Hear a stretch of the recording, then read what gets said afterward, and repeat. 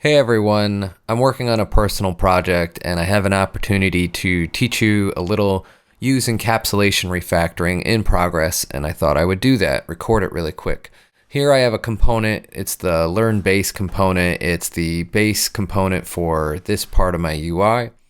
And when we render this function, we get the user out of our authorization context, and we're going to keep some state of what courses they have purchased, and then we use a use effect to connect to our database and get the purchases that they've done. Now, looking at this, it's not too confusing, but I do have a set of hooks here that I think could be wrapped together into a custom hook really easily.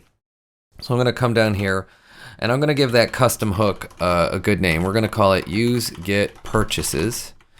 And that's it. And then really what we're going to start to do is the first thing I really wanted to do was I wanted to get this effect out of there. I like giving effects a really good name so that I know what they're doing. And now that we've pulled it out, we can see that we need a couple dependencies inside of this. So the first one I saw was users, so let's go grab that one too. And often this is just as simple. This is how simple it is to do these kind of refactors. So okay, I have user, and then I'm setting courses somewhere, so I have a setter. So let's grab that, and I'm gonna pull this all out. And then the thing I'm going to change is it looks like courses is not being used right here. Why? Because that's what we should be returning from this. So we're gonna return our courses, and then I'm gonna save it, and it says I'm not using it. It's true, I'm not using it, but then I come up here and I just do courses equal use get courses, get purchases.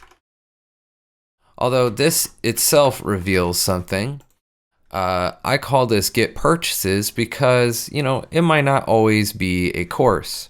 So now I can do a pretty simple refactor. We'll call this purchases. Oop, might help if I spelled it correctly. And we'll change the set courses set purchases. Looks like I'm going to just do this so that we don't get any ghosting. That's when you have variables of the same name in different scopes. Looks like I spelled that wrong. Give me a second. There we go. And then up here, I will rename purchases. Gosh, I cannot type apparently. And let's do it here. We'll also do it purchases dot length. Purchases, we will just do I guess I'll do purchase, and here I'll do I love when you try and get the next one and it doesn't take into account capitalization.